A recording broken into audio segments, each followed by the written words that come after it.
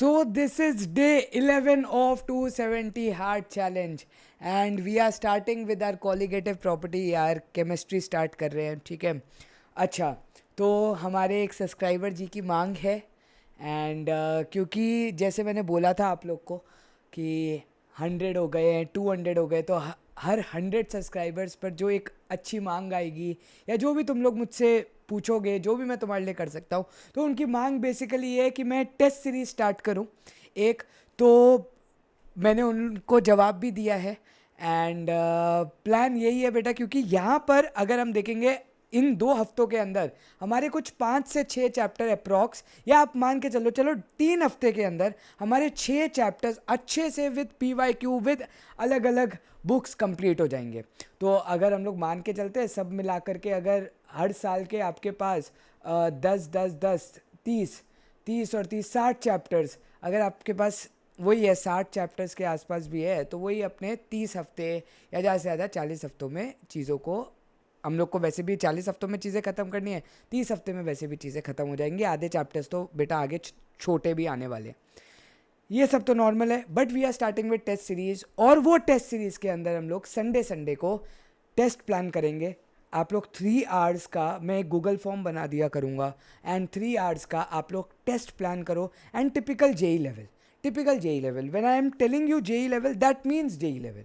ठीक है, मैं ये नहीं कि फालतू के जो बाकी की टेस्ट सीरीज होते हैं ऐसे ऊंच नीचे वाले क्वेश्चन की भाई तुम्हारा डिमोटिवेशन हो जाए. नहीं, जो तुमने किया है, जो तुमने एसेंस लिया है इस चैप्टर्स के, ठीक है, उसी से रिलेटेड, ऐसा बेकार के फालतू चीज़ें नहीं पूछने वाला.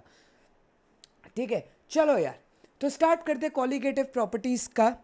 And this is, we have learnt in section 2.4.3 that the vapor pressure of solution decreases when a non-volatile solute is added to a volatile solvent. ये सारी चीज़ें हम लोग को पता हैं.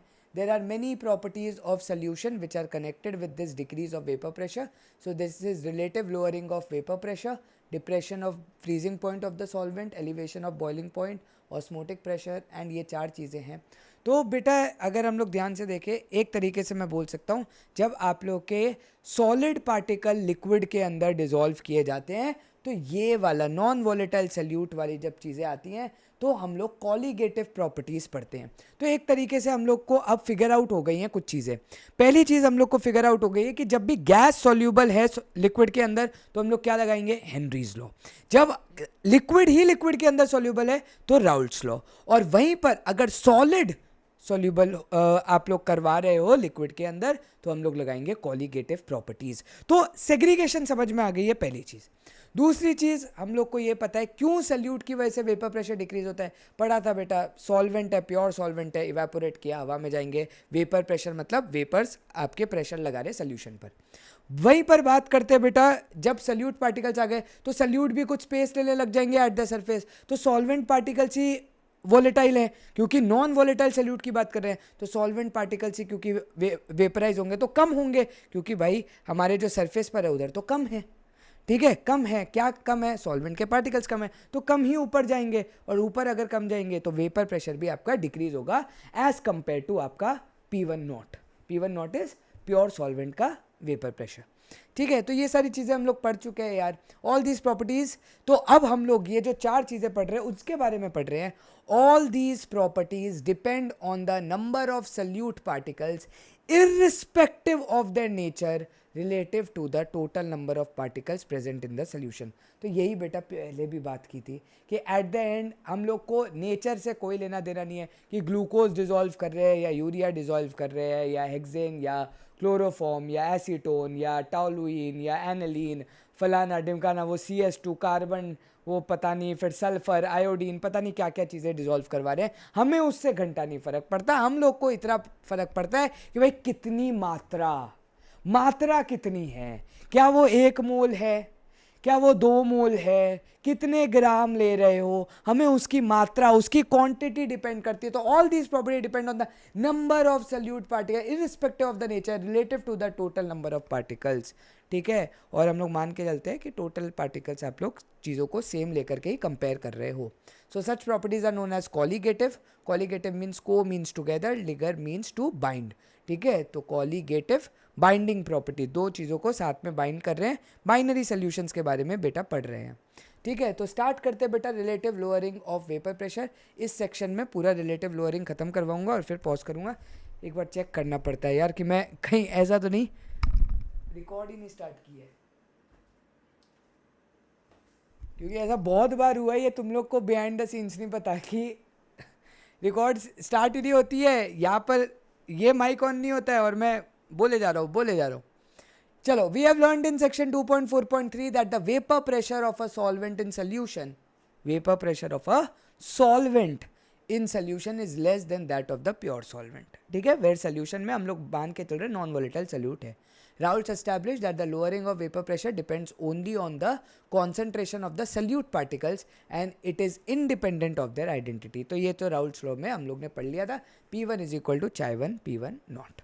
ठीक है, उसके आपके basically depends on the concentration कितनी है सल्यूट पार्टिकल्स की उस पर, क्योंकि मोल्स ऑफ सल्यूट आपके डिवाइड में आएंगे. The equation given in this is establishes the relation between vapour pressure of the solution, mole fraction and vapour pressure. ये तो राउल्ट्स लॉ की इक्वेशन थी जो हम लोग को पता ही है. The reduction in the vapour pressure of solvent. अगर कोई तुमसे ये पूछे कि कितना कम हो गया, तो भाई इनिशियल मेरा कितना था, P1 नॉट, फाइनल मेरा कितना है P1 नॉट चाई 1, तो कम कितना हुआ इनिशियल से फाइनल. इस बार फाइनल माइनस इनिशियल यार कर सकते हो, फाइनल माइनस इनिशियल. मुझे सिर्फ वैल्यू, अगर यार खुद सोचो, अगर एक बंदा 170 सेंटीमीटर का, मैं 160 सेंटीमीटर का हूँ, अगर कोई तुमसे ये पूछे कि ये भाई इनमें से छोटा कौन है, तुम लोग देख करके बता दोगे. और अगर कोई मुझसे ये पूछे कि कितना सेंटीमीटर छोटा है, भाई बड़े में से 10 सेंटीमीटर छोटा है. तो यहाँ पर भी सिंपल सी बात है, हम लोग को पता है P1 नॉट बड़ा है, इसलिए हम लोग फाइनल माइनस इनिशियल का कोई कॉन्सेप्ट नहीं यूज कर रहे. कोई ये वेक्टर नहीं है बेटा, ये बेसिक है. ठीक है, ये बेसिक है कि भाई कम कितना हो रहा है. तो भाई ज्यादा वाली वैल्यू माइनस छोटी वाली वैल्यू, ज्यादा वाली वैल्यू P1 नॉट थी, छोटी वाली वैल्यू बेटा P1 नॉट चाई 1 है या फिर P1 है. तो ये आप लोग का हो गया बेटा. यहां से अगर तुम थोड़ा सा दिमाग लगाओ तो P1 नॉट को कॉमन ले करके 1 माइनस चाई 1 को चाई 2 लिख सकते हो. तो delta P1 upon P1 not की वैल्यू बेटा चाई 2 आ जाएगी. तो इसलिए बोलते हैं बेटा relative lowering of vapour pressure. Relative lowering मतलब पहले आपने लोअर किया, और रिलेटिव मतलब इनिशियल से आपने कंपेयर कर लिया. ठीक है, आपने किससे कंपेयर कर लिया बेटा, इनिशियल से. अच्छा, मैं आप लोग को एक और चीज़ बता दूं, आधे से ज़्यादा टाइम मैं ये कॉन्सेप्ट को यूज़ ही नहीं करता रिलेटिव लोअरिंग का. मैं बेसिक कॉन्सेप्ट यूज़ करता हूँ. बेसिक क्या है, हमें पता है बेटा P टोटल क्या होता है. P total is equal to P1 plus P2. मैं P2 को 0 ले लेता हूँ, वहाँ से P टोटल की वैल्यू आ जाती है. P टोटल की वैल्यू आ गई. अब P टोटल से जो भी आप लोग को अब चीज़ों को ढूंढना है, आप वैसे भी ढूंढ सकते हो. तो क्यों P2 0 हुआ, क्योंकि P2 नॉट 0 है. क्यों P2 नॉट 0 हुआ, क्योंकि भाई नॉन वॉलेटाइल सॉल्यूट है तो उसका वेपर प्रेशर होगा ही नहीं. ठीक है, तो 0 लेंगे. तो देखो ये बस एक डेरिवेशन है, तुम खुद सोचो रिलेटिव लोअरिंग का. एक्चुअल में कॉन्सेप्ट तो क्या है कि P total is equal to P1 ही आ रहा है, और वहीं से बेटा चीज़ों को डिराइव किया है. तो जब हम लोग क्वेश्चन करेंगे, अगर तुम्हें रिलेटिव लोअरिंग नहीं भी याद, तो तुम बेसिकली राउल्ट्स लॉ को यूज़ करके P2 को 0 पुट करके आप लोग आराम से क्वेश्चन को सॉल्व कर सकते हो. बट यहाँ से बेसिकली बस हमें ये चीज़ समझ में आती है कि relative lowering of vapour pressure जब हम लोग कैलकुलेट करते हैं तो वो आपका मोल फ्रैक्शन ऑफ सल्यूट पर डिपेंड करता है बेटा. ठीक है, सॉल्वेंट की चीज डिपेंड किस पर करती है, सल्यूट की मात्रा पर. तो इसलिए इसको बोलते हैं कॉलीगेटिव प्रॉपर्टी, कि जो भी चीज हम लोग कैलकुलेट कर रहे हैं वो डिपेंड किस पर कर रही है, सल्यूट की मात्रा पर, सल्यूट की कॉन्सेंट्रेशन पर. ऐसा, ठीक है, कि सल्यूट कितना उसके अंदर डिसॉल्व हुआ है या कितना उसके अंदर घुसा हुआ है. ठीक है, तो ये चीज़ है बेटा. In a solution containing several non volatile solute, the lowering of the vapour pressure depends on the sum of the mole fraction of different solutes. ठीक है, तो ये आप लोग का फॉर्मूला आया. मुझे इस पर कोई डेरिवेशन करने की ज़रूरत नहीं है, ये टेक्स्ट बुक में एग्जैक्ट दी हुई है. तुम लोग बस यही चीज़ लिख लेना, इस पर कुछ खास है नहीं बेटा, बस बड़े में से छोटे वैल्यू को माइनस किया है, सिंपल. मतलब इनिशियली P1 नॉट था, फाइनल आपका क्या हो गया, सल्यूट डालने के बाद P1 हो गया. ठीक है, बस. चलो, तो यहाँ से बेटा इन्होंने बहुत सारी चीज़ें यहाँ पर लिखी है. The expression on the left hand side of the equation as mentioned earlier is called relative lowering of vapour pressure and is equal to the mole fraction of the solute. ये हम लोग ने पढ़ लिया है, ये आप लोग डाल सकते हो. और यहाँ पर उन्होंने बस एक कंडीशन ली है, जब आप डाइल्यूट सोल्यूशंस की बात करते हो, ठीक है। जब आप डाइल्यूट सॉल्यूशंस की बात करते हो तो हम लोग मान के चलते हैं बेटा, अच्छा N2 यहाँ पर किसका है, सल्यूट का है, N1 किसका है, सॉल्वेंट का है। तो बेटा हम लोग मान के चलते हैं जब आप डाइल्यूट सॉल्यूशन, डाइल्यूट का मतलब ये होता है जब सॉल्वेंट की मात्रा बहुत ज़्यादा है और सल्यूट की मात्रा बहुत कम है। तो अगर सॉल्वेंट की मात्रा बहुत ज़्यादा है तो उसके मोल्स बहुत ज़्यादा है, और अगर उसके मोल्स बहुत ज़्यादा है तो हम लोग नीचे वाली वैल्यू के जो N2 होते हैं उसको निगलेक्ट ऑफ कर देते हैं। तो आप लोग का फॉर्मूला सिर्फ और सिर्फ N2/N1 बन के आ जाता है। तो ये आप लोग का पूरा फॉर्मूला होता है। ये सब तो इन्होंने बेटा ये सब भूल जाओ, ये ऐसे फालतू वाले तो चीज़ों को लर्न ही मत किया करो जो तुम्हें आता है। मैंने इसलिए क्यों मोल कॉन्सेप्ट पहले सिखाया, क्योंकि तुम्हें मोल्स का मतलब पता है। अब तुम डायरेक्टली आराम से सॉल्व करना, क्वेश्चन सॉल्व हो जाएगा। ठीक है, चलो हो गया बेटा। ठीक है, ये सारी चीज़ें हैं। अब यहाँ पर आते बेटा एक क्वेश्चन सॉल्व करते हैं and then I will take a pause. The vapour pressure of pure benzene at a certain temperature is 0.850। Vapour pressure pure benzene का दिया हुआ है। A non volatile non electrolyte solid weighing 0.5 grams when added to 39 grams of benzene, molar mass 78 grams. तो क्या क्या दिया हुआ है वो देख लेते हैं बेटा, बस इधर बच्चों जैसा सवाल है, टट्टी सवाल बोलते हैं ना जिसे। ठीक है, तो आप लोग को P1 नॉट दिया हुआ है बेटा, P1 not is 0.850 bar.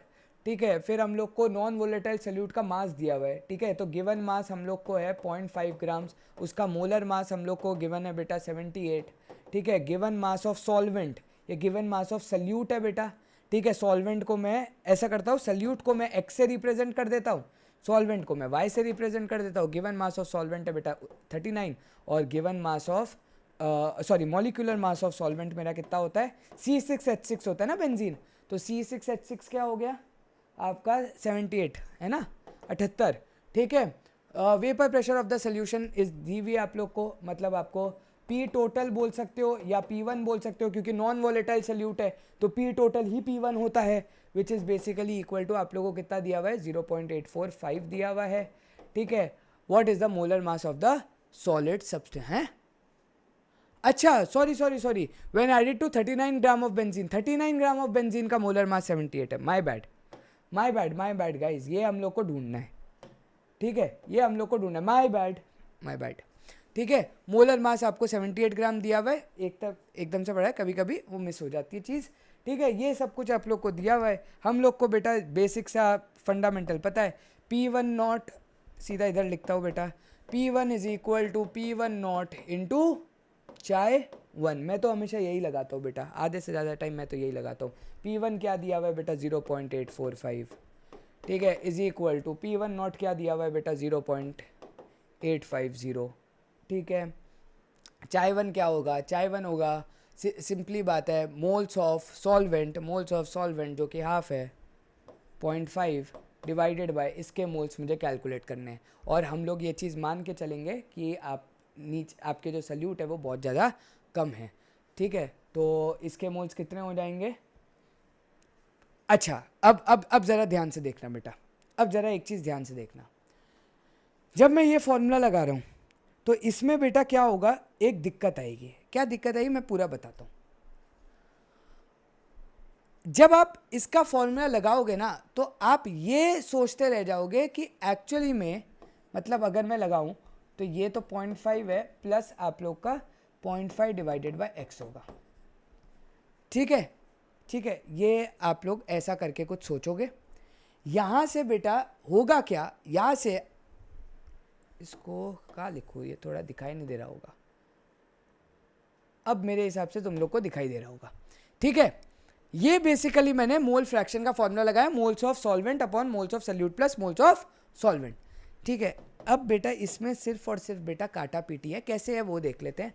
0.845 divided by 0.850, मैं सारे के सारे 0.5 कॉमन ले लेता हूँ तो 1/x बच जाएगा। यहाँ से बेटा आप लोग का चला जाएगा x upon x plus 1, 0.845 divided by 0.850, cross multiply करूँगा तो आप लोग का 0.005x इधर बचेगा और इधर हो जाएगा आप लोग का 0.845।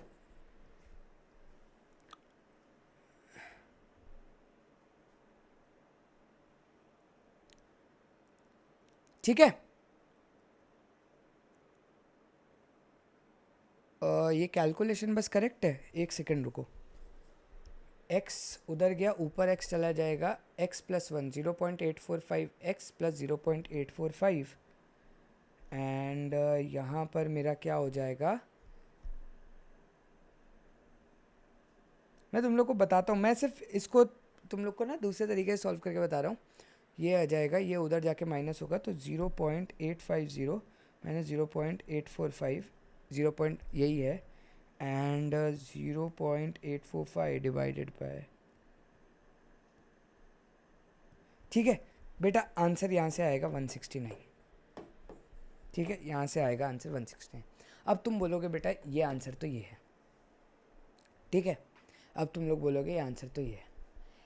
अब इसका मैं पहले तो तुम लोग को रीज़न जस्टिफाई कर देता हूँ, ऐसा क्यों होता है, ऐसा क्यों होता है। क्या मुझे इसका पूरा आंसर मिलेगा, क्या मुझे इसका पूरा का पूरा करेक्ट आंसर मिलेगा? हाँ बेटा मिलता है, हाँ बेटा मिलता है, ठीक है, मिलता है, मिलता है। अब इस बात को समझना, अब इस बात को समझना, क्या क्वेश्चन में कहीं पर भी उन्होंने ये चीज़ बोली है कि ये एक डाइल्यूट सोल्यूशन है? नहीं है। तो तुमने बेसिक दिमाग लगाया अपना। यहाँ पर जब इन्होंने ये चीज़ सॉल्व की है ना बेटा, ये चीज़ समझ लो, ये चीज़ समझ लो। लोग इस पे गलती करते हैं और क्वेश्चन पूछते हैं, भाई मैंने तो ये फॉर्मूला लगाया, भाई मेरा तो इंटीजर टाइप पे ये आ रहा है इंटीजर। बेटा वो ऐसा क्वेश्चन नहीं देगा। इसलिए जब जेई क्वेश्चन पूछता है, ये बोर्ड्स का बेकार का तरीका होता है। मैं तुम लोग को क्लैरिटी ऑफ थॉट दे रहा हूँ। बोर्ड्स वाले ना एक तो इतने पागल लोग होते हैं, ये चीज़ ये लोग क्वेश्चन में कहीं पर भी अगर आप तुम ध्यान से देखो, आप लोग कहाँ लिखा हुआ है, मुझे तो कहीं नहीं दिखाई दे रहा, vapour pressure of pure benzene at certain non electrolyte solid weighing, ये सही है। कहाँ बेटा इसमें ये लिखा हुआ है कि ये डाइल्यूट सोल्यूशन है? हमने क्या कंडीशन पढ़ी थी कि रिलेटिव लोअरिंग में आपका चाई 2 सीधा N2/N1 कब होता है? जब डाइल्यूट सोल्यूशन है। या आप लोग की इसकी वैल्यू जो ये वाली क्वांटिटी आएगी ये बहुत ज़्यादा छोटी है। अब मुझे क्या पता ये बहुत ज़्यादा छोटी है, मुझे कैसे पता लगेगा? ऑब्वियसली नहीं पता लगेगा। अगर मैं बेसिक क्वेश्चन लगाऊं तो भी मैं सॉल्व कर सकता हूं। अगर तुम इसमें भी ऐसे नहीं लगाते और चाई 2 की वैल्यू ऑब्वियसली सीधा अगर देखो, इनका तो तुम लोग को तरीका बता ही देता हूं। इन लोग ने क्या किया है, बेसिक किया है। इन लोग ने क्या किया, P1 not minus P1 divided by P1 not is equal to chi 2। इन्होंने क्या किया, P1 नॉट आप लोग के पास ये है, P1 आप लोग के पास ये है, दोनों को माइनस किया 0.005 होल डिवाइडेड बाय 0.850 और चाई 2 की वैल्यू। अगर तुम लोग नॉर्मली दिमाग लगाते तो चाई 2 की वैल्यू क्या लिखते भाई, उसका ये दिया हुआ है 0.5 ग्राम, ठीक है, डिवाइडेड बाय x और फिर ये आएगा 0.5, ठीक है, प्लस 0.5 डिवाइडेड बाय x। अब बेटा ध्यान से समझो, अब मैं तुम लोग को एक चीज़ बता रहा हूँ, ठीक है। लोग क्या करते हैं, लोग बोलते हैं भाई मैंने ये चीज़ ली और मैंने भी अभी तुम लोग को यही बताया कि भाई हम लोग गलत नहीं है, ठीक है, मैंने भी अब लोग ये बताया हम लोग गलत नहीं है। But now I will disclose all the facts कि ये लोग ये वाला क्वेश्चन में ही आप लोग का सीधा रिलेटिव लोअरिंग क्यों लगा रहे हैं एंड क्यों देयर इज अ पॉसिबिलिटी कि भाई अगर तुम किसी पर क्वेश्चन रेस करो तो वो तुम्हारी मांग पूरी ना करे। अब उसका रीजन समझो, हम लोग गलत नहीं है, हम लोग गलत है क्योंकि we use the formula and the formula is correct. हम लोग क्यों गलत हो सकते हैं किसी के पर्सपेक्टिव में, अब वो भी सुन लो बेटा। पर्सपेक्टिव ये कहता है कि सिंपल सी बात है, जो भी तुम चीज़ डिसॉल्व करोगे बेटा, कायदे से तुम हाइड्रोजन तो कभी डालोगे नहीं चीज़ के अंदर। अगर तुम हाइड्रोजन भी डालोगे ना तो ये 0.5 आएगा। तुम ऑब्वियसली अगर बेंजीन में कुछ डाल रहे हो तो हाइड्रोजन तो डालोगे नहीं, ऑब्वियसली बेंजीन रिलेटेड कंपाउंड डालोगे। एंड हमें पता है बेंजीन का अगर बेसिक मास ही 78 आता है तो बेंजीन रिलेटेड कंपाउंड का मास तो 78 से भी बहुत ज़्यादा होगा। मैं सिर्फ तुम्हें एक एग्जाम्पल बता रहा हूँ, ठीक है। अगर वो 78 से ज़्यादा होगा तो एक बार लॉजिक बताओ बेटा, 0.5 डिवाइडेड बाय 78 मतलब 1 अपॉन आपका हो गया एक तरीके से 1 अपॉन 156। मतलब ये वैल्यू अप्रॉक्सीमेटली अगर मैं एक बार के लिए 100 मान लूँ तो ठीक है, तो 1/200 हो गया। 1/200 इज अप्रॉक्सीमेटली हाउ मच बेटा, 0.01 होता है 1/100, 1/200 विल बी 0.005, 0.005।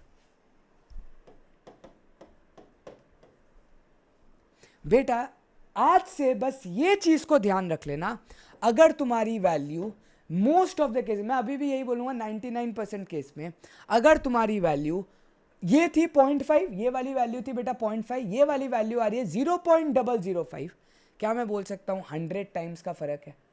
100 टाइम्स का फ़र्क है।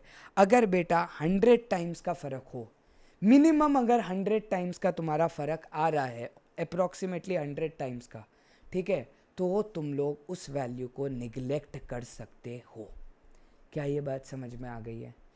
पक्का वाली बात समझ में आ गई? क्योंकि आगे आने वाले क्वेश्चंस में बेटा जब हम लोग चीज़ें लगाएंगे ना, तो हम लोग बोलेंगे भाई इसने तो नेग्लेक्ट कर दिया। भाई क्यों नेग्लेक्ट किया, उसका रीज़न समझो।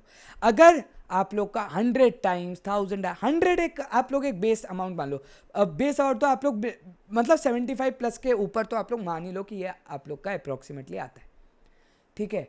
तो ये चीज़ आप लोग को मान के चलनी पड़ेगी। बाकी तो आप लोग ये समझ लो 100 एक बेस ले लो कि अगर 100 के रेशियो में आप लोग की अगर चीज़ों में प्रॉब्लम है, तो आप लोग मान के ये चीज़ चलो बेटा, that will B neglected of. क्या ये आज के बाद बात क्लियर रहेगी? क्या ये आज के बाद बात क्लियर रहेगी? ठीक है, एनसीईआरटी के क्वेश्चन में 100 के ऊपर नहीं निकले, निगलेक्ट। समझ में आ गया? पक्की वाली बात जेई में भी सेम चीज़ लगती है बेटा, 100 के ऊपर निगलेक्ट। याद रहेगा? अब तो कोई प्रॉब्लम नहीं रहेगी, कोई डाउट नहीं रहेगा। ऑल राइट, तो यहां पर बेटा रिलेटिव लोअरिंग का कॉन्सेप्ट हुआ खत्म, ठीक है। अगले लेक्चर में मिलते हैं, पानी वानी पी के आओ। स्टार्ट करते हैं। Elevation of boiling point. So we have learned in unit 5 class 11th that the vapour pressure of a liquid increases with increase of temperature. तो जैसे जैसे टेम्परेचर बढ़ेगा वेपर प्रेशर बढ़ेगा। ये बिल्कुल बेटा सिंपल सी चीज़ है, क्योंकि बेटा टेम्परेचर बढ़ाने पर जो पार्टिकल्स होंगे वो वाइब्रेट करेंगे। पार्टिकल्स वाइब्रेट करेंगे तो एस्केप आउट करने की कोशिश करेंगे। जैसे वो एस्केप आउट ज़्यादा करेंगे तो ऑब्वियसली वेपर का जो प्रेशर होगा सोल्यूशन पर वो बढ़ता जाएगा, क्योंकि पार्टिकल्स मूविंग अपसाइड और moving in vapour phase will be more than solvent जो आपका बचेगा। तो ये आप लोग का नॉर्मल सा लॉजिक है, ये इक्विलिब्रियम में समझाया जाता है, ठीक है। थर्मोडाइनेमिक्स में तो नहीं है ये, वैसे तो आप लोग का आइडियल गैस का पार्ट था, बट ठीक है। It boils at the temperature at which it vapour pressure is equal to the atmospheric pressure. तो बेटा ये सबसे इंपॉर्टेंट लाइन यही है बॉइलिंग पॉइंट के अंदर। और बॉइलिंग पॉइंट के अंदर ये सबसे इंपॉर्टेंट लाइन क्यों है? क्योंकि तुम्हें ये समझ में आना चाहिए कि कोई भी चीज़ तब बॉयल होती है जब उसका वेपर प्रेशर और एटमॉस्फेरिक प्रेशर, जब उसका वेपर प्रेशर और एटमॉस्फेरिक प्रेशर, जब उसका वेपर प्रेशर और एटमॉस्फेरिक प्रेशर, जब उसका वेपर प्रेशर और एटमॉस्फेरिक प्रेशर इक्वल हो। ठीक है, याद रहेगी ये चीज़, इंपॉर्टेंट है इसलिए। फॉर एग्जाम्पल वाटर कब बॉयल होता है बेटा? 373.15 kelvin, because at this temperature the vapour pressure of water is 1.013 bar, that is 1 atm। तो वाटर क्यों 100 डिग्री सेल्सियस पर बॉयल होता है? क्योंकि इस पॉइंट पर 100 डिग्री सेल्सियस पर उसकी जो वेपर्स होती हैं वो जो प्रेशर एक्सर्ट करती है वो it is equal to 1 atmospheric pressure. तो ऐसा होता है बेटा, इसलिए वो 100 डिग्री सेल्सियस पर बॉयल होता है, वरना वो जल्दी भी हो सकता था। We have also learned in the last section that vapor pressure of the solvent decreases in the presence of non-volatile solute।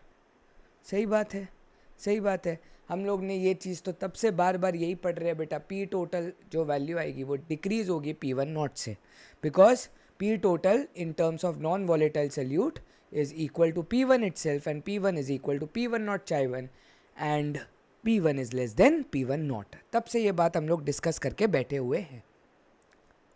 Figure 2.7 depicts the variation of vapour pressure of the pure solvent, वो ऊपर देखेंगे, and solution as a function of temperature. For example the vapour pressure of an aqueous solution of sucrose is less than 1.013 bar at 373.15 Kelvin। In order to make this solution boil, its vapor pressure must be increased to 1.013 bar by raising the temperature above the boiling temperature of the pure solvent. Thus, the boiling point of a solution is always higher than that of the boiling point of the pure solvent in which the solution is prepared as shown। तो ये figure को तो बेटा बाद में समझेंगे, पहले एक बच्चों जैसी चीज समझेंगे। पानी है, पानी के अंदर मैंने चीनी डाल दी। अब चीनी एक नॉन वॉलेटाइल सल्यूट है, तो नॉन वॉलेटाइल सल्यूट की वजह से जो मेरा वेपर प्रेशर होगा वो कम हो जाएगा। अगर मेरा वेपर प्रेशर कम है, 100 डिग्री पर मैंने पानी को रेज कर दिया, लेकिन 100 डिग्री पर उतना पानी इवेपोरेट नहीं होगा या उतना पानी वॉलेटाइल नहीं होगा जितना वो असलियत में प्योर सॉल्वेंट के केस में हो सकता था, क्योंकि नॉन वॉलेटाइल सोल्यूट आपकी जगह घेर लेते हैं, जिसकी वजह से कम पार्टिकल ऊपर जाते हैं, जिसकी वजह से आपका वेपर प्रेशर कम रहता है। समझ में आई बात? अब अगर 100 डिग्री पर आपका वेपर प्रेशर कम है और एटमॉस्फेरिक प्रेशर को बैलेंस नहीं कर पा रहा, मतलब आप बॉयल उस टेम्परेचर पर नहीं होगे। अगर आप बॉयल उस टेम्परेचर पर नहीं होगे और अगर आपको वेपर प्रेशर उस लेवल का करना है जितने पर एटमॉस्फेरिक प्रेशर है, तो आप क्या करोगे? और ले टेम्परेचर। ठीक है, ये तो गलत ना मत समझ लेना। तो टेम्परेचर लिया और पार्टिकल्स ऊपर गए, वेपर प्रेशर बढ़ने लग गया और वो एटमॉस्फेरिक प्रेशर को बैलेंस कर गया और देयरफॉर आप बॉयल होने लग गए। तो आज से लड़का और लड़की, तुम लोग ये बात ध्यान में रख लेना, अगर तुम लोग अरेंज मैरिज करते हो और तुम्हारे घर पर लेट्स सपोज लड़की वालों के घर पर लेट्स सपोज लड़के आते हो, लड़की अगर चाय बनाने अपने किचन में जा रही है, तो बेटा अगर तेरे को चाय जल्दी बनानी है तो ऑब्वियसली याद रखना तेरे को पहले पानी उबालना है, फिर तेरे को चाय पत्ती डालनी है, क्योंकि अगर तू चाय पत्ती डालेगी तो पानी देर में उबलेगा। याद रहेगा। और साइमल्टेनियसली अगर बाय चांस बेटा लड़कों के घर पर लड़की वाले आ जाते और लड़का अगर तू प्रूफ करना चाहती है भाई मैं भी किचन में काम कर सकता हूं and I can handle the home as well, तो तू भी बेटा ये दिमाग लगा लेना और अपनी होने वाली बेगम साहिबा को ये बता देना, देखिए ये है केमिस्ट्री का प्रिंसिपल, और तुम उसको फिर अपनी रेड लेबल वाली चाय पिला देना। ठीक है। एंड बाय चांस बेटा, बाय चांस पहले से ही कहीं और चक्कर है। अब देखो दो चीज़ें होती हैं, एक होता है अगर तू रोमांस कर रहा है और तेरे को चाय आराम से छोड़ करके रोमांस करने कहीं जाना है, ठीक है, बीवी बना रही है चाय, तेरे को एकदम से उस पर प्यार आ गया, तो तू ऐसा करना जैसे ही वो पानी उबाले चाय पत्ती डाल के थोड़ा रोमांस करके वापस आ जाना। और अगर अरेंज मैरिज के टाइम पर लड़की वाले आ गए और तेरे को ये भी पता है कि तेरे साथ पोपटलाल की तरह तेरा चक्कर है, एक साथ दो लड़की वाले एक ही दिन में आने वाले, तो बेटा याद रखना पानी पहले उबालना, क्योंकि पानी जल्दी उबलता है। ठीक है, याद रहेगी ये चीज़। तो pure solvent will always boil first and your in the similar case अगर हम लोग बात करें तो आप लोग का नॉन वॉलेटाइल सल्यूट वाला एक हायर टेम्परेचर पर बॉयल होता है। तो इसलिए बेटा ये चीज़ बताई है, अगर आप ध्यान से देखो, सॉल्वेंट पहले बॉयल हो जाएगा, सॉल्यूशन बाद में बॉयल हो जाएगा। देखो कॉन्सेप्ट कितना आसानी से फिर समझ में आ जाता है जब एग्जाम्पल रिलेटेबल हो। ठीक है, तो वेपर प्रेशर आप देखो तो हाई टेम्परेचर पर आपको 1 atm प्रेशर मिलता है, तब आपका बॉयल होता है। तो TB नॉट जो इधर लिखा है बेटा, TB not is boiling point of pure solvent. ठीक है, वहीं पर हम लोग बात करते हैं TB की, जो कि सोल्यूशन का है, that is boiling point of the whole solution जब नॉन वॉलेटाइल सॉल्यूट मिक्स हुआ। So TB minus TB naught will be delta TB। ठीक है, TB मतलब solution minus solvent is your delta TB। The extra heat या extra temperature, heat तो नहीं बोलेंगे, extra temperature that is required कि भाई अब तुम्हारा सोल्यूशन बॉयल होने लग जाए। ठीक है, so let TB naught be the boiling point of pure solvent and TB be the boiling point of solution. The increase in the boiling point is known as elevation of boiling point, इसलिए elevation बोलते हैं बेटा। Experiments have shown that for dilute solution the elevation of boiling point delta TB is directly proportional to molar concentration of the solute in the solution. तो ये चीज़ बेटा experimentally prove हुई कि delta TB is directly proportional to molality of the solution, मतलब molality of the solute. ठीक है, और delta TB is equal to KB into M। Here M is the number of moles of solute dissolve in 1 kg of solvent, ये सब हम लोग को पता है। के बी जो आया बेटा प्रोपोर्शनैलिटी कांस्टेंट, वो बेसिकली उसके अलग अलग नाम है, ये याद रखना है बेटा। बॉइलिंग पॉइंट एलिवेशन कांस्टेंट, या फिर मोलर एलिवेशन कांस्टेंट, या फिर इब्यूलियोस्कोपिक कांस्टेंट, ये इसके अलग अलग नाम है, याद रख लेना बेटा, हो जाएंगे याद जब एक दो बार पढ़ोगे, ठीक है। बाकी तो बेटा मैं सच बोलूँगा, कोई पूछता नहीं है ये के बी क्या होता है, के बी क्या नहीं होता है, तुम बस बोल देना delta T B by M during dilute solution, ठीक है। where delta TB is elevation in boiling point, m is molality, so Kb will be something like boiling point elevation constant, ठीक है। तो अब बेटा इन्होंने ये तो बेटा बेसिक है, ये तो उन्होंने ऑब्वियसली मोलालिटी की वैल्यू डाली है, हम लोग को पता है moles of solute upon mass of solvent in kg होता है, ठीक है। तो बेटा इसमें हम लोग को बेटा क्या चीज़ दिमाग में रखनी, पहले तो मैं वो बता दूँ कि हम लोग को बेटा दिमाग में ये चीज़ रखनी है कि जो मोलालिटी m है, ठीक है, उसमें आपको moles of solute upon mass of solvent in kg करना पड़ेगा। जो आप लोग की kb की वैल्यू है वो आप लोग को वाटर के लिए याद रखनी है, क्योंकि जनरली हर चीज़ वाटर में डिसॉल्व की जाती है। तो वाटर का kb बेटा इधर लिखा हुआ है 0.52 केल्विन kg पर मोल, तो ये वैल्यू आप लोग को एटलीस्ट 0.52 याद रखनी है। बाकी तो ठीक है, ये यूनिट नहीं भी याद होगी तो भी चल जाएगा, ठीक है, बट आप लोग को ये याद रखना है कि 0.52 इसकी kb होती है पानी की। अब क्वेश्चन ये बेटा 18 gram glucose C6H12O6 is dissolved in 1 kg of water in a saucepan, at what temperature will water boil at 1.013 bar, kb for water is 0.52। तो बहुत ही सिंपल सी बात है, मैं डेल्टा टीबी निकाल लूँगा बेटा। तो डेल्टा टीबी कैसे निकालूंगा, kb इंटू एम, kb आप लोग का 0.52 है, m कैसे निकालूंगा, moles of salute 18 divided by 180, हम लोग को पता है ग्लूकोज का मास 180 होता है, तो 1/10 moles divided by 1 kg water मतलब 1/10, ही रह जाएगा आपका मोलालिटी 1/10 इंटू 0.52 इज 0.052। तो 0.052 अगर आप लोग का टेम्परेचर 373.15 से ज़्यादा होगा तो आप लोग का 18 ग्राम ग्लूकोज बॉयल होने लग जाएगा, ठीक है, समझ में आई बात। तो ये बेसिक सा कॉन्सेप्ट है, ऐसे ही क्वेश्चन आते हैं बेटा, जेई में भी ऐसे ही आते हैं, बोर्ड्स में भी ऐसे ही आते हैं। The boiling point of benzene is 353.23 Kelvin when 1.8 gram of a non-volatile solute was dissolved in 90 grams of benzene. The boiling point is raised to this. Calculate the molar mass of the solute. Kb for benzene is this.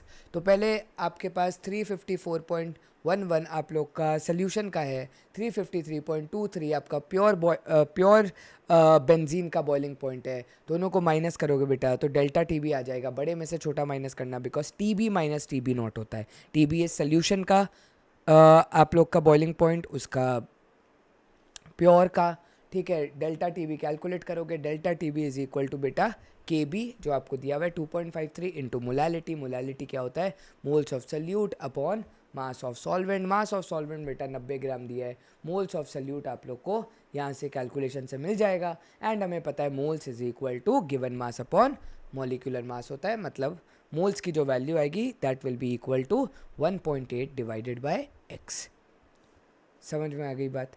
तो वहाँ से तुम लोग x calculate कर लोगे 1.8 divided by number of moles, बस ये चीज़ थी बेटा, ठीक है। तो यहाँ पर एंड क्या करूँ, ये भी समझा ही देता हूँ फिर, है ना, एंड क्या करना है समझा ही देता हूँ, छोटा सा टॉपिक है, ठीक। तो डिप्रेशन ऑफ फ्रीजिंग पॉइंट बेटा, डिप्रेशन ऑफ फ्रीजिंग पॉइंट क्या होता है, उल्टा चलता है, ये बहुत ही सिंपल सी बात है। अब यहाँ पर बेटा फ़र्क क्या होगा, डिप्रेशन इन फ्रीजिंग पॉइंट में फ़र्क क्या होगा, यहाँ पर बेटा आप लोग का टेम्परेचर रिड्यूस हो रहा है, टेम्परेचर जैसे जैसे रिड्यूस हो रहा है, या फिर आप ये बोल सकते हो आपका प्रेशर बढ़ रहा है। अगर आप लोग का प्रेशर बढ़ेगा तो क्या होगा कुछ, क्योंकि आप समझो ना, आप कॉम्पैक्ट बनते जा रहे हो, आप फ्रीज होते जा रहे हो, तो फ्रीज में आप कॉम्पैक्ट होते जाते हो, या तो आपका प्रेशर बढ़ रहा है या आपका टेम्परेचर घट रहा है। तो अब लॉजिक लगाओ, क्या हो सकता है, क्या हो सकता है, अगर मेरा टेम्परेचर बेटा घट रहा है, अगर मेरा टेम्परेचर घट रहा है तो मेरी जो वेपर प्रेशर होगी वो क्या हो जाएगी, ऐसा सोचो, टेम्परेचर बढ़ने पर मेरा वेपर प्रेशर बढ़ता था, तो टेम्परेचर घटने पर मेरा वेपर प्रेशर घटेगा। लॉजिकल बात है यार, ये लॉजिकल बात है, ठीक है। लेकिन ये चीज़ अगर आप लोग को बेसिक समझ में आ गई, लेकिन अब आप लोग को वेपर प्रेशर और फ्रीजिंग पॉइंट का पहले तो आप लोग को रिलेशनशिप चाहिए। हमने बॉइलिंग पॉइंट की डेफिनेशन में तो ये बोल दिया कि जब आप लोग का वेपर प्रेशर बॉइलिंग पॉइंट से इक्वल हो जाए, मतलब vapour pressure is equal to atmospheric pressure हो जाए, तो बॉइलिंग पॉइंट उस टेम्परेचर पर आता है। लेकिन मुझे यहाँ पर बेटा फ्रीजिंग का कॉन्सेप्ट भी तो समझना पड़ेगा, तो पहले आओ फ्रीजिंग का कॉन्सेप्ट समझे। So the lowering of vapor pressure of a solution causes a lowering of the freezing point compared to that of the pure solvent. We know that at the freezing point of a substance, the solid phase is in dynamic equilibrium with the liquid phase. Thus, the freezing point of a substance may be defined as the temperature at which the vapor pressure of the substance in its liquid phase is equal to vapor pressure in the solid phase. तो बेटा यही चीज़ आप लोग को दिमाग में लगानी है। The vapor pressure of the liquid phase must be equal to the vapor pressure of the solid phase. समझ में आई बात? ये डेफिनेशन के हिसाब से अब हम लोग आगे पढ़ेंगे। A solution will freeze when its vapor pressure equals the vapor pressure of the pure solid solvent, as is clear from figure 2.8. According to Raoult's law, when a non-volatile solid is added to the solvent, its vapor pressure decreases and now it would become equal to that of solid solvent at lower temperature. जितना ज़्यादा temperature lower करते जाओगे, जितना ज़्यादा temperature lower करते जाओगे, उतना ज़्यादा वेपर प्रेशर कम होते जाएगा, कम होते जाएगा, कम होते जाएगा, कम होते जाएगा, कम होते जाएगा, कम होते जाएगा, कम होते जाएगा। और आप लोग एक बात सोच सकते हो कि अगर मैं नॉन वॉलेटाइल सल्यूट का वेपर प्रेशर ज़ीरो लेता हूँ, तो बेसिकली जो मेरे पास वेपर प्रेशर था जब मैंने नॉन वॉलेटाइल सल्यूट डाला, और जब मैं टेम्परेचर को कम किए जा रहा हूँ, किए जा रहा हूँ, किए जा रहा हूँ, किए जा रहा हूँ, किए जा रहा हूँ, किए जा रहा हूँ, किए जा रहा हूँ, किए जा रहा हूँ, किए जा रहा हूँ, तो मेरा वैल्यू आ जाएगी आपकी क्या बोलते हैं उसकी freezing point of the solution. अब बेटा इसमें एक ही चीज़ का लॉजिक लगाना है कि क्या freezing point of pure solvent की वैल्यू छोटी होगी या बड़ी होगी। ठीक है, freezing point of pure solvent अगर मैं बात करूँ, फ्रीजिंग पॉइंट ऑफ पानी कितना होता है बेटा 0 डिग्री सेल्सियस, मतलब 273.15 केल्विन। मैंने अगर खुद सोचो बेटा पहले से ही, लेट सपोज मैंने अगर पहले से ही पानी के अंदर नॉन वॉलेटाइल सॉल्यूट डाल दिया, तो मेरा वेपर प्रेशर तो वैसे ही कम हो गया। तो कायदे से मुझे 0 डिग्री पर नहीं जाना होगा। थोड़ा बेसिक लॉजिक लगाओ, यहाँ पर वही चीज़ है बेटा। ठीक है, थोड़ा सा बस अब बेसिक लॉजिक लगाओ कि चल क्या रहा है, कि चल क्या रहा है। ठीक है, तो आप ये चीज़ समझो कि मुझे 0 डिग्री नहीं, मुझे और कम जाना पड़ेगा मुझे वो लेवल तक मेंटेन करने के लिए। ठीक, मेरी जो TF0 की वैल्यू है यहाँ पर अब वही चीज़ है बेटा। According to Raoult's law, when a non volatile is added to the solvent, its vapor pressure decreases and now it would become equal to that of solid solvent at lower temperature. जितना ज़्यादा temperature कम करते जाओगे फिर वो solid solvent के बराबर के उस पर आ जाएगा। ठीक है, thus the freezing point of the solvent decreases, तो आप लोग का freezing point क्या हो जाएगा, और ज़्यादा छोटा हो जाएगा, क्योंकि आपको solid solvent की उस लेवल तक पहुँचना है। Let TF0 be the freezing point of pure solvent and TF be its freezing point when non-volatile solute is dissolved in it. The decrease in freezing point is known as depression in freezing point. So similar to elevation of boiling point, depression of freezing point is same चीज़ है बेटा, हर चीज़ same है। Freezing point depression constant आप लोग इसको बोलते हो, KF की value आती है बेटा delta TF is equal to KF into M। ठीक है, क्रायोस्कोपिक कांस्टेंट बोलते हैं इसको, मोलर डिप्रेशन कांस्टेंट बोलते हैं, फिर इन्होंने मोलालिटी का सब्स्टिट्यूशन किया है। मुझे बस बेटा एक क्वेश्चन तुम लोग को करवाना है और वो चीज़ बतानी है कि एक्चुअल में हो क्या रहा है। एक क्वेश्चन को ज़रा ध्यान से समझो और सोचो कि हो रहा क्या है। 45 ग्राम ऑफ इथाइलिन ग्लाइकोल आप लोग के पास है, 600 ग्राम्स ऑफ वाटर है। आप ऑब्वियसली मोलैलिटी ढूंढ सकते हो, आपके पास मोल्स निकल जाएंगे क्योंकि गिवन मास है, मॉलिक्यूलर मास है, सब कुछ निकल जाएगा। मोल्स अपॉन आप मोलैलिटी ढूंढोगे, मोल्स अपॉन सॉल्वेंट का मास दिया हुआ है, इसको केजी में कन्वर्ट कर देना। KF आप लोग को याद रखना है बेटा 1 पॉइंट आप लोग का 86 होता है, KF की वैल्यू फॉर वाटर। बस थोड़ा सा दिमाग लगाओ बेटा कि कम क्यों होना चाहिए, कम क्यों होना चाहिए, टेम्परेचर कम क्यों होना चाहिए।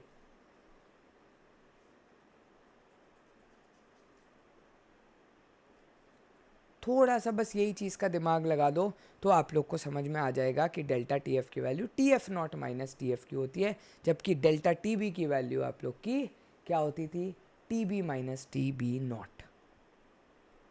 ठीक है, तो यहाँ पर बड़ी वैल्यू प्योर सॉल्वेंट की है।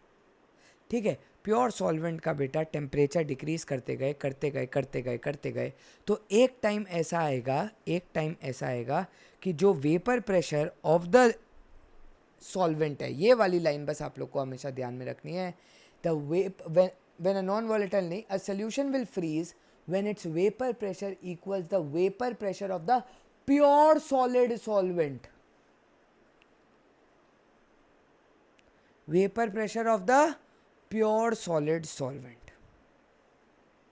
ठीक है, तो यहाँ पर तभी सोल्यूशन आप लोग का फ्रीज होगा, जो आप लोग के अंदर जो आप लोग का कंटेनर है वो आप लोग का धीरे धीरे उस पॉइंट पर, मुकाम पर पहुँच जाए जहाँ पर आप लोग का चीज़ फ्रीज होती है या vapour pressure is equal to pure solid solvent है। तो अगर आप तुम ग्राफिकल वाइज देखो तो तुम्हारे पास है बेटा सॉल्वेंट, सॉल्वेंट बेटा इस वैल्यू पर फ्रीज हो रहा है। ठीक है, सॉल्वेंट बेटा इस वैल्यू पर फ्रीज हो रहा है। अगर मैं बात करूँ सोल्यूशन की, अगर मैं बात करूँ सोल्यूशन की, तो सोल्यूशन का वेपर प्रेशर पहले से ही नीचे है। सोल्यूशन का वेपर प्रेशर मेरे पास पहले से ही नीचे है। अब बेटा बात ये है ये जो सॉल्वेंट है, फ्रोजन सॉल्वेंट है, मतलब जो मेरा बेंजीन वगैरह है, जो भी जिसके अंदर मैं चीज़ों को डाल रहा हूँ या जो भी चीज़ मैं डाल रहा हूँ, वो मेरा कब उनका वेपर प्रेशर कब मेरा इक्वल आएगा, ये वो बताने की कोशिश करता है। मैं जब सॉल्वेंट को फ्रीज कर रहा हूँ, ये जो लाइन देख रहे हो ना बेटा, यही लाइन इस सबसे इंपॉर्टेंट है इस पूरे पार्ट की। समझ में आई बात? बस यही चीज़ है, तुम लोग को यही बार बार, according to Raoult's law, when a non volatile solid is added to the solvent, its vapour pressure will decrease and now it would become equal to that of a solid solvent as lower temperature. जितना temperature कम करते जाओगे, solid solvent का vapour pressure, solid solvent का vapour pressure, solid solvent का vapour pressure.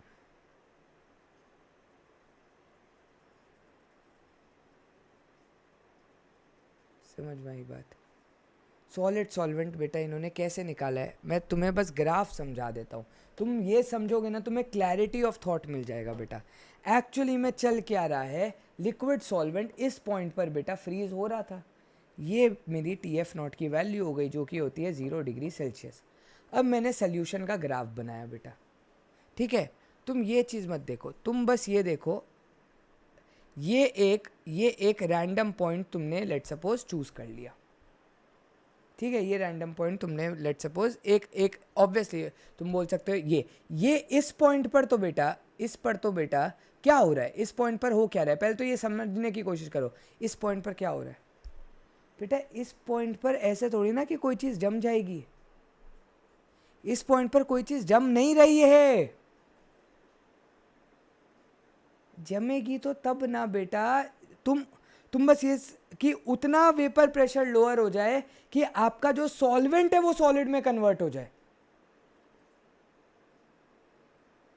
Solid को solvent में convert करने के लिए आपको कम टेम्परेचर देना पड़ेगा,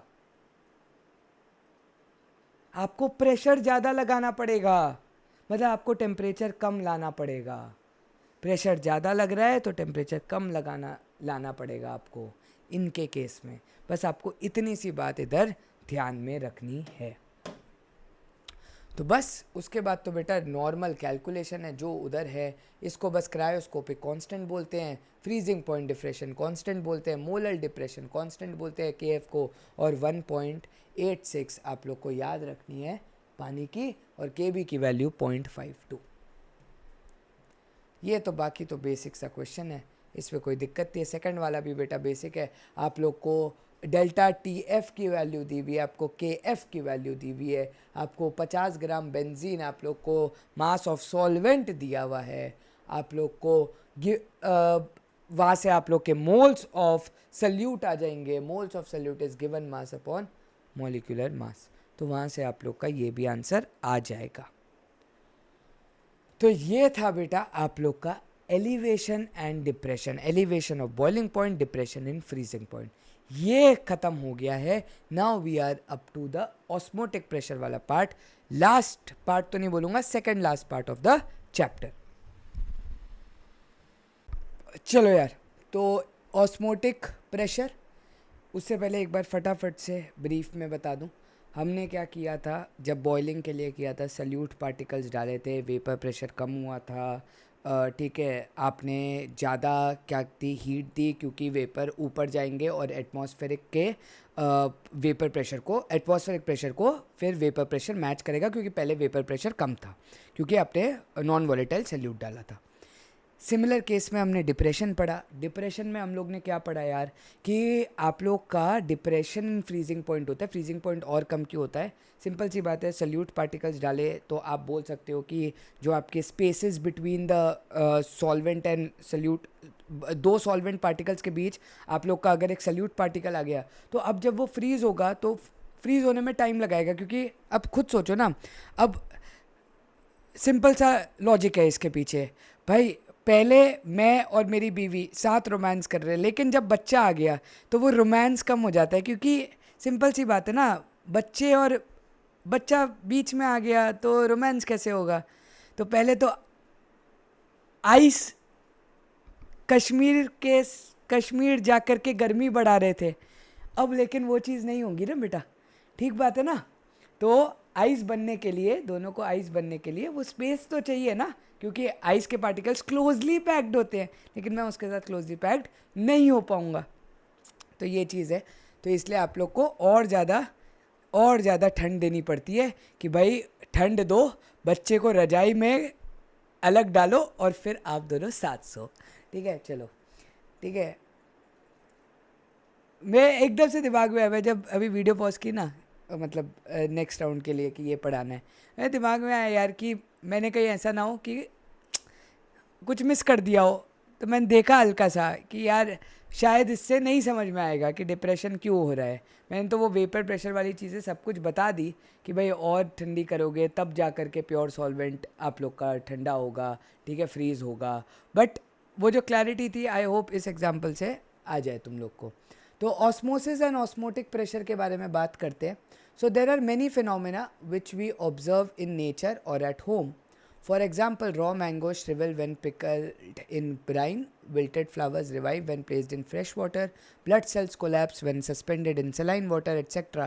If we look into these processes, we find one thing common in all, that is, all these substances are bound by membranes.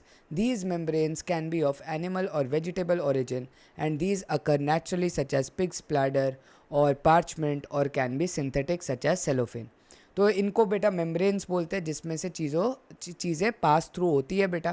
ठीक है. These membranes appear to be continuous sheets or films, yet they contain a network of submicroscopic holes or pores. Small solvent molecules like water can pass through these holes, but the passage of bigger molecules like solute is hindered. इसलिए ऐसी चीज़ों को हम लोग क्या बोलते हैं बेटा? सेमी परमिएबल मेम्ब्रेन बोलते हैं. क्लास 9th क्लास 10th बेटा वो अपने पढ़ते हुए आ रहे हैं ना बायोलॉजी में. ठीक है, क्या कि cell membrane of a cell is a semi permeable membrane. बेटा वही सारी चीज़ें लिखी हुई हैं.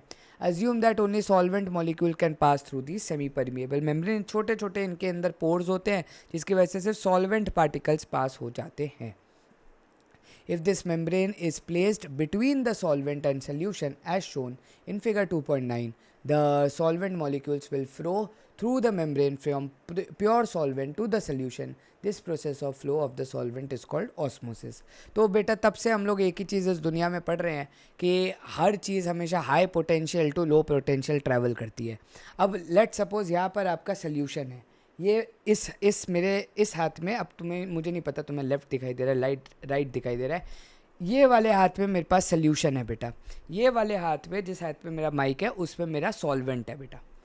अब बेटा अगर मैं थोड़ा सा बेसिक दिमाग लगाऊं, ये पूरा का पूरा सॉल्वेंट है, सारे पार्टिकल्स इसके सॉल्वेंट वाले हैं. यहाँ पर बेटा कुछ पार्टिकल सल्यूट वाले भी हैं. अब बेटा ट्रैवल कहाँ से करता है? सेमी परमिएबल मेम्ब्रेन बीच में, मतलब बीच में एक तरीके से छोटे छोटे पोर वाली दीवार लगा दी. अब हो क्या रहा है बेटा, थोड़ा सा अगर हम बेसिक दिमाग लगाए तो सेमी परमिएबल मेम्ब्रेन का जो बेसिक मतलब होता है वो होता है कि allows of solvent particles but does not allow solute to move. आप ऐसा समझ सकते हो। अब बेटा नेक्स्ट चीज़ यहाँ पर क्या दिमाग में आ जाती है कि सॉल्वेंट कहाँ से मूव करेगा, जहाँ पर सॉल्वेंट की मात्रा ज़्यादा होगी। देखो बेटा जब सल्यूट और सॉल्वेंट मिक्स हो जाते हैं ना, तो अगर 100 ग्राम सल्यूशन बन रहा है ना, तो 100 ग्राम में से हो सकता है 90 ग्राम सॉल्वेंट हो और 10 ग्राम सल्यूट हो। वहीं पर बेटा अगर 100 ग्राम आप लोग प्योर सॉल्वेंट ले रहे हो तो 100 ग्राम प्योर का प्योर सॉल्वेंट होगा। इसका मतलब प्योर सॉल्वेंट में सॉल्वेंट की मात्रा ज़्यादा है। अगर सॉल्वेंट की मात्रा ज़्यादा है और मुझे इक्विलिब्रियम स्टेट रीच करना है, सॉल्वेंट की मात्रा अगर मुझे इक्विलिब्रियम स्टेट में रीच करवानी है, तो सॉल्वेंट कहाँ से फ्लो करेगा, pure solvent to the solution side. ठीक है, और आप ये बोल सकते हो इधर 90 ग्राम्स था, इधर 100 ग्राम्स था, 95 एक इक्विलिब्रियम पोजीशन आ जाएगी। ये एक बेसिक सा एग्जाम्पल दिया है बेटा। ठीक है, so if this membrane is placed between solvent and solution, the solvent molecules will flow through the membrane from pure solvent to the solution. This process of flow is known as osmosis. ठीक है, the flow will continue till the equilibrium is attained. The flow of the solvent from its side to solution side across a semi-permeable membrane can be stopped if some extra pressure is applied on the solution. This pressure that just stops the flow of solvent is called osmotic pressure of the solution. तो बेटा कैसे stop करोगे, basic सा example है यार। क्या लूँ, रुको कवर ले लेते हैं। ये let suppose semi permeable membrane है। ठीक है बेटा, ये सेमी परमिएबल मेम्ब्रेन है। लेट सपोज बेटा यहाँ से सॉल्वेंट सोल्यूशन की तरफ जा रहा है। अगर सिंपल सी बात है, मैंने इधर हाथ रख दिया, अगर मैंने सोल्यूशन साइड, ये मेरा राइट साइड, मेरा मतलब जिस हाथ में पेन है राइट साइड ही होगा मेरे हिसाब से, जिस हाथ में मेरा पेन है वहाँ पर सॉल्वेंट पार्टिकल्स ज़्यादा है, तो सॉल्वेंट जहाँ पर ज़्यादा है, हाई टू लो हर चीज़ ट्रैवल करती है, तो high solvent particles low solvent area वाले पार्टिकल्स पर ट्रैवल की है। अब बेटा जो दिमाग लगाना है वो ये है कि ये हाई है, ये लो है। अगर मैं थोड़ा सा दिमाग लगाऊं, पार्टिकल्स इस डायरेक्शन में मूव कर रहे हैं। अगर मैंने बेटा इधर हाथ रख दिया, हम लोग भी क्या करते हैं, अगर आप लोग को फ्लो रोकना है पानी का, तो तुम क्या करोगे, हाथ लगा दोगे उधर। तो मैंने इस तरफ अगर सोल्यूशन साइड पर प्रेशर लगा दिया, तो क्या मैं बोल सकता हूँ सॉल्वेंट पार्टिकल्स अब इधर आने रुक जाएंगे। तो बेटा इसी प्रेशर को, ये जो एक्स्ट्रा प्रेशर होता है कि आप ऑस्मोसिस को बेसिकली रोक दो, या आप ये बोल सकते हो कि आप सॉल्वेंट पार्टिकल्स को और सोल्यूशन साइड में आना रोक दो अगर, तो इसको हम लोग क्या बोलेंगे बेटा, ऑस्मोटिक प्रेशर बोलेंगे। ठीक है, this pressure that just stops the flow of solvent is called osmotic pressure. The flow of solvent from dilute solution to the concentrated solution across a semi-permeable membrane is due to osmosis. The important point to be kept in mind is that solvent molecules always flow from lower concentration to higher concentration of solution. ये जो line है ना बेटा, ये कभी मत learn करना, आधे से ज़्यादा लोग कंफ्यूज हो जाते हैं। तो ये lower concentration of solution to higher concentration of solution बोला है। सोल्यूशन का हायर कॉन्सेंट्रेशन का मतलब होता है जिसमें सोल्यूट पार्टिकल्स ज़्यादा होते हैं, ना कि सॉल्वेंट पार्टिकल्स ज़्यादा होते हैं। ये एक बहुत ही कन्फ्यूजन लाइन होती है बेटा, आधे से ज़्यादा लोग इसमें हगते हैं बेटा, बहुत ही गंदा वाला। तुम सिर्फ और सिर्फ एक चीज़ याद रखो कि राइट साइड पर बेसिकली क्या है, सॉल्वेंट की मात्रा ज़्यादा है, सॉल्वेंट की मात्रा कम है, सॉल्वेंट हाई मात्रा से लो मात्रा जाएगा, बस बात खत्म हो गई। बड़ी ई की मात्रा से छोटी ई की मात्रा पर तुम्हें आना है इस दुनिया में। चलो, the important is solvent molecules always flow from, ये हो गया, the osmotic pressure has been found to depend on the concentration of the solution. तो ऑब्वियस सी बात है, ऑस्मोटिक प्रेशर कहाँ लगेगा, जहाँ पर सॉल्वेंट की मात्रा कम होगी। तो सॉल्वेंट की मात्रा कम होगी तो आप ये बोल सकते हो कि, क्या मैं ये बोल सकता हूँ अगर मेरी सॉल्वेंट की मात्रा कम है तो मेरा सोल्यूशन डाइल्यूटेड नहीं है, कॉन्सेंट्रेटेड है। इतना तो चीज़ समझ में आता है ना। अगर मेरी सल्यूट की मात्रा ज़्यादा है, सॉल्वेंट की मात्रा कम है, तो मैं डाइल्यूटेड नहीं हूँ, मैं कॉन्सेंट्रेटेड हूँ। अगर मेरी सॉल्वेंट की मात्रा ज़्यादा है तो मैं ऑब्वियसली एक डाइल्यूटेड सोल्यूशन हूँ। तो जहाँ पर बेटा कॉन्सेंट्रेशन ज़्यादा होता है, ठीक है, वहाँ पर बेटा ऑस्मोटिक प्रेशर लगता है। The osmotic pressure of a solution is the excess pressure that must be applied to a solution to prevent osmosis, to stop the passage of solvent molecules through the semi-permeable membrane into the solution. This osmotic pressure is a colligative property as it depends on the number of solute molecules and not on their identity. तो obvious सी बात है, solute कितना ज़्यादा है उस पर ये चीज़ depend कर रही है, इसलिए इसको कॉलिगेटिव प्रॉपर्टी में लिस्ट डाउन करते हैं हम, ठीक है। तो बस it has been found experimentally that osmotic pressure is proportional to molarity and at a given temperature T. तो ऑब्वियसली टेम्परेचर पर डिपेंड करेगा क्योंकि यहाँ पर वॉल्यूम वाली चीज़ पर चीज़ें डिपेंड हो रही है, ठीक है। तो कॉन्सेंट्रेशन क्या होता है बेटा, कॉन्सेंट्रेशन क्या होता है, मोलैरिटी। मोलैरिटी क्या होता है, moles of solute upon volume of solution in litres, है ना, ठीक है।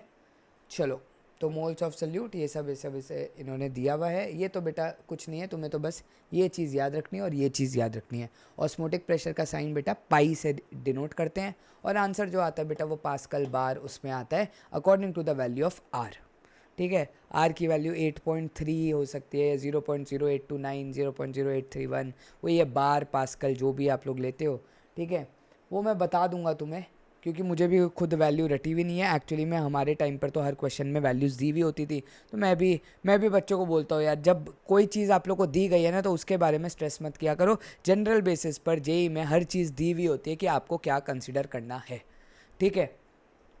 चलो, अब बेटा this method is widely used to determine molar masses of protein, polymers and other macromolecules. The osmotic pressure method has the advantage over other method as pressure measurement is around the room temperature and the molarity of the solution is used instead of molality. तो molarity use हो रही है as compare to other colligative properties, its magnitude is large even for very dilute solutions. The technique of osmotic pressure for determination of molar mass of solute is particularly useful for biomolecules as they are generally not stable at higher temperature and polymers have poor solubility. तो यहाँ पर ये चीज़ थोड़ा सा एक दो point दिया हुआ है कि क्यों आप लोग का मोलैरिटी वाली चीज़ मोलैलिटी से बेटर होती है, ठीक है। यहाँ पर आप लोग मास ऑफ सॉल्वेंट नहीं देखते पहली चीज़, ठीक है। यहाँ पर आप लोग वॉल्यूम ऑफ सोल्यूशन पर गेम खेल रहे हो, यहाँ पर आप टेम्परेचर पर गेम खेल रहे हो। टेम्परेचर आप लोग का अगर हम लोग रूम टेम्परेचर को फिक्स कर दे तो चीज़ें बहुत कैलकुलेट करना आसान हो जाती है, प्रेशर कैलकुलेट करना आसान हो जाता है। और ये चीज़ बायोमोलिक्यूल्स के लिए बहुत ज़्यादा अच्छी है क्योंकि यहाँ पर सॉल्युबिलिटी आपकी क्या होती है, इन लोग की बहुत लो होती है, ठीक है। क्या ये सब मुझे इतना इन डेप्थ में पता होना चाहिए? नहीं भी पता होगा तो चलेगा, बस बोर्ड्स के पर्सपेक्टिव से जब लास्ट मोमेंट आएगा या स्कूल का पेपर आएगा तो ये लाइन बस बेटा पढ़ के जाना, एक आधा क्वेश्चन 1 मार्कर के लिए बन गया तो इम्पोर्टेंट है। Two solutions having same osmotic pressure at a given temperature are called isotonic solution. तो बेटा 3 टाइप के सोल्यूशन होते हैं, ठीक है। ये आप लोग को बचपन में सिखाया होता है बेटा, 3 टाइप के सोल्यूशन होते हैं, ठीक है। तो 3 टाइप के सोल्यूशन कौन से होते हैं ज़रा उसको देख लेते हैं हम लोग। तो पहला टाइप का सोल्यूशन होता है बेटा, ठीक है, मैं सिर्फ नाम लिख दूंगा, मैं नाम भी नहीं लिखूंगा, ठीक है। मैं सिर्फ और सिर्फ बेटा डायग्राम बनाऊंगा इधर, मैं सिर्फ और सिर्फ डायग्राम बताऊंगा और तुम लोग को ये चीज़ बतानी है कि कहाँ से कहाँ पानी फ्लो करेगा। अगर तुम्हें वो चीज़ समझ में आ गई तो ठीक है, बस तुम्हें उतना पता होना चाहिए, ठीक है। हाइपर, हाइपो, आइसो, ये सारे वर्ड्स की मारो गोली बेटा, भैंस की आंखें, ये सारी चीज़ें टेंशन मतलब, तुम्हें सिर्फ काम की चीज़ बताऊंगा मैं, क्योंकि काम की चीज़ से ही नंबर आते हैं बेटा, ज़बरदस्ती के फालतू की चीज़ से नंबर नहीं आते साला। बस आधे से ज़्यादा आजकल यूट्यूब पर एक ही चीज़ है भाई, पीडब्ल्यू की मॉड्यूल सॉल्व करो या नहीं, सही बात है कि नहीं? पागल लोग हैं। अरे पीडब्ल्यू की मॉड्यूल के लिए क्यों झगड़ रहे हो यार तुम लोग, तुम क्वेश्चन सॉल्व करो ना। अप्रोप्रिएट है, अप्रोप्रिएट नहीं है, क्या है क्या नहीं है, फलाना ढिमकाना बेकार में, और व्यूज़ गेन करते हैं। और हम जैसे लोग यहाँ पर बैठ करके इतनी मेहनत कर रहे हैं, सब कुछ पढ़ा रहे हैं, एक एक चीज़ बता रहे हैं, और वो लोग भाई ऐसी। मैं तो साला लड़कियों की रील डाल दी भाई, लड़कियों की रील डाल करके भी मैथ समझा दिया, अब और क्या चाहिए तुम्हें? हाँ ठीक है, मैं भूखा हूँ भाई व्यूज़ का, लेकिन एटलीस्ट मैं सिखा भी तो रहा हूँ यार, कोई सिखा थोड़ी ना रहे। पीडब्ल्यू की मॉड्यूल पर चर्चा, मन की बात कम है, सही बात है ना? चर्चाएं वैसी इतनी ज़्यादा है इस दुनिया में। चलो बेटा इस पर आ जाओ। अब बेटा बात यह है कि अगर मैं ये बोलूँ यहाँ पर, ये लेट सपोज आप लोग, ये किशमिश है लेट सपोज, ठीक है। यहाँ पर किशमिश में ज़्यादा शुगर है, ज़्यादा शुगर है, शुगर की मात्रा ज़्यादा है किशमिश में। किशमिश किससे बनती है बेटा? ग्रेप से बनती है, ठीक है, ड्राई ग्रेप, ठीक है। किशमिश किसको रेजिन बोलते हैं ना, किशमिश को शायद, ठीक है, रेजिन बोलते हैं, हम तो किशमिश बोलते हैं बेटा, ठीक है। अब बेटा बात ये समझो, शुगर की मात्रा ज़्यादा है, मतलब अगर इसके अंदर कोई भी लिक्विड होगा, वो लिक्विड की मात्रा क्या मैं बोल सकता हूँ कम है।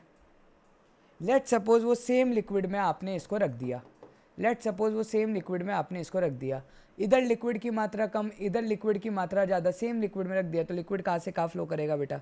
यहाँ से यहाँ फ्लो करेगा, हमेशा हायर कॉन्सेंट्रेशन टू अंदर। अब मैं बोलूँ, एक मैंने वापस एक वो लिया है, वापस आपने किशमिश लिया है, लिक्विड की मात्रा और इधर जो लिक्विड की मात्रा है वो बेटा इक्वल है। लिक्विड की मात्रा और इधर लिक्विड की मात्रा अगर इक्वल है तो क्या होगा बेटा? फ्लो होगा ही नहीं।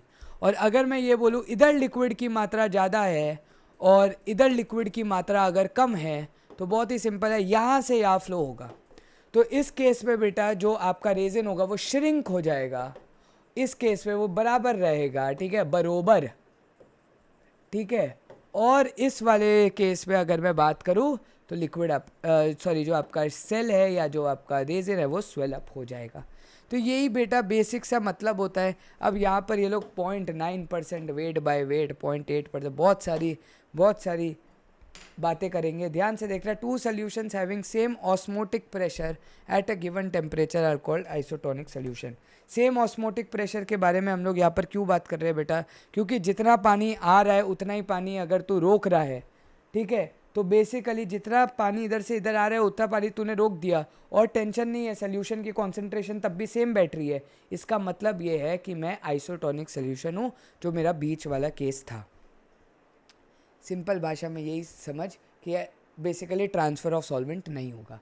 When such solution are separated by semi permeable membrane, no osmosis occurs between them, बस यही चीज़ समझनी है, ठीक है। आइसोटोनिक सोल्यूशन के लिए केस क्या याद रखना है कि osmotic pressure is equal to osmotic pressure होता है, ठीक है। For example, the osmotic pressure associated with the fluid inside the blood cell is equivalent to that of 0.9% mass by volume sodium chloride solution called normal saline solution and it is safe to inject intravenously। Intravenously मतलब शायद ये होता है कि आप लोग सीधा inject कर सकते हो उसको, ठीक है। क्यों इंजेक्ट कर सकते हो सोडियम क्लोराइड के सोल्यूशन को?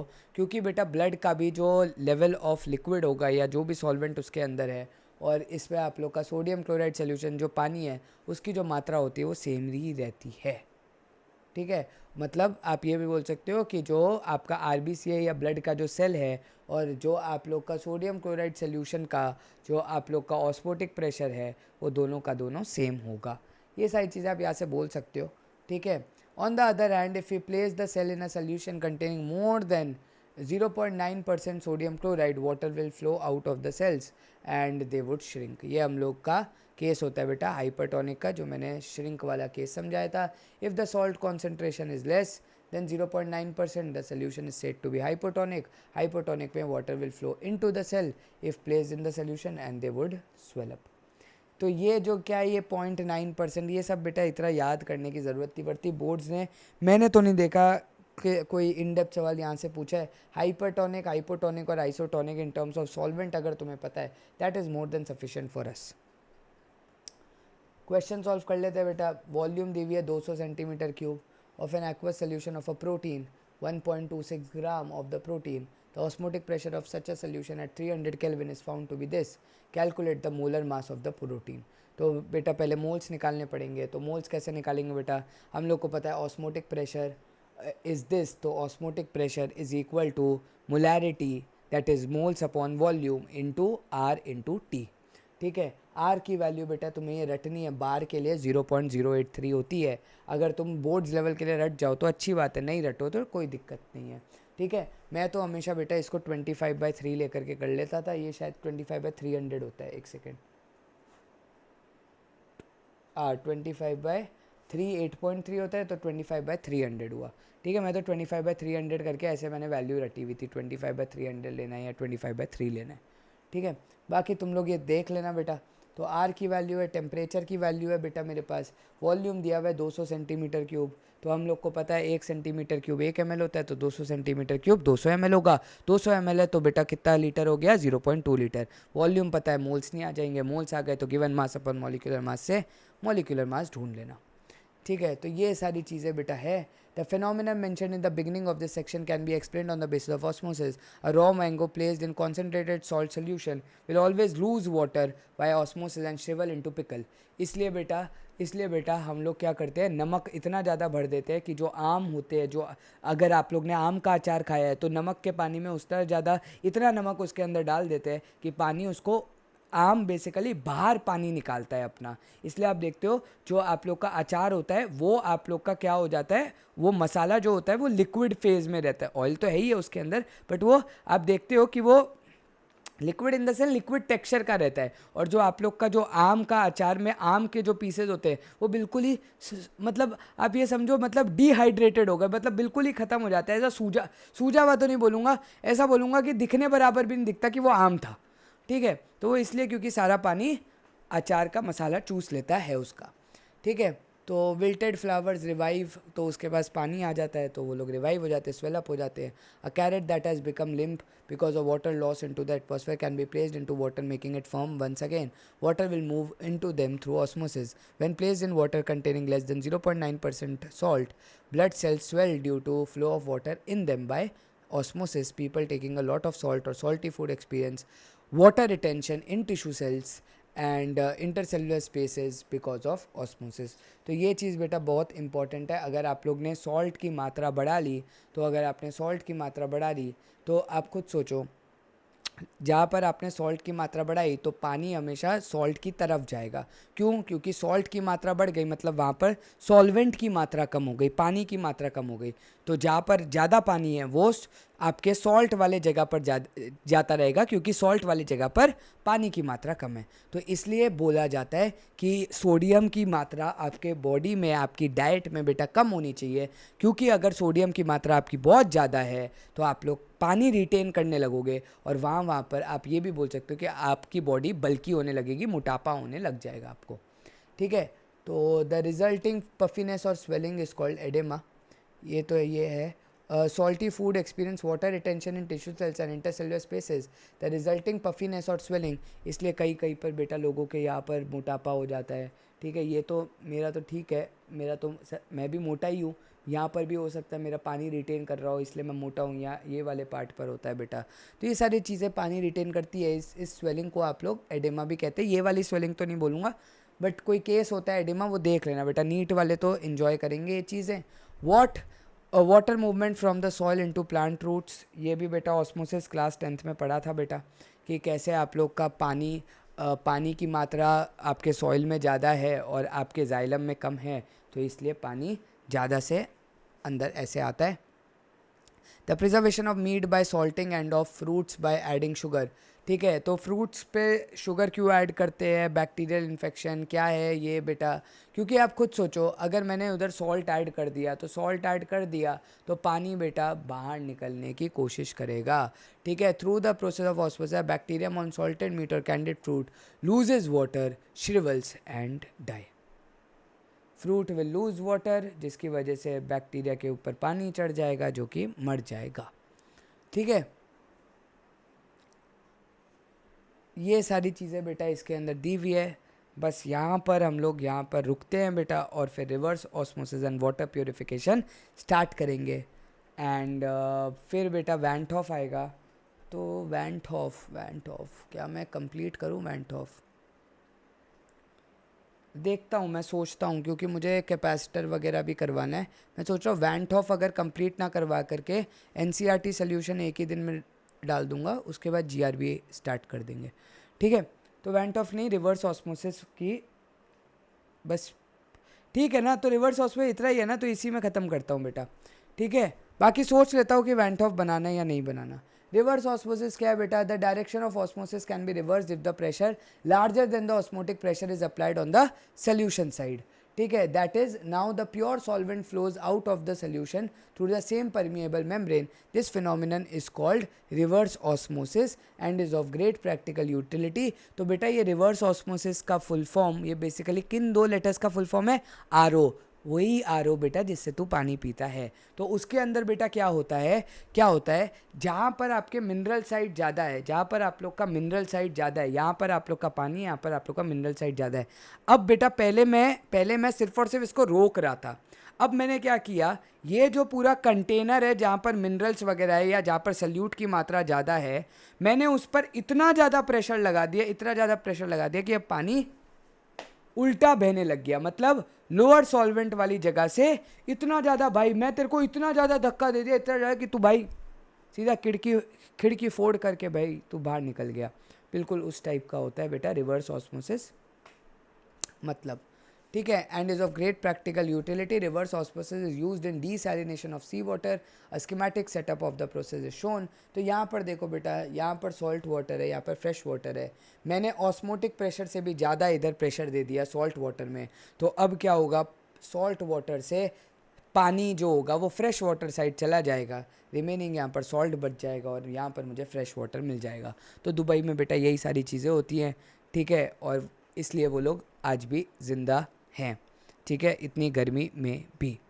सो बस यही चीज़ है। When pressure more than osmotic pressure is applied, pure water is squeezed out of the sea water through the membrane. A variety of polymer membranes are available.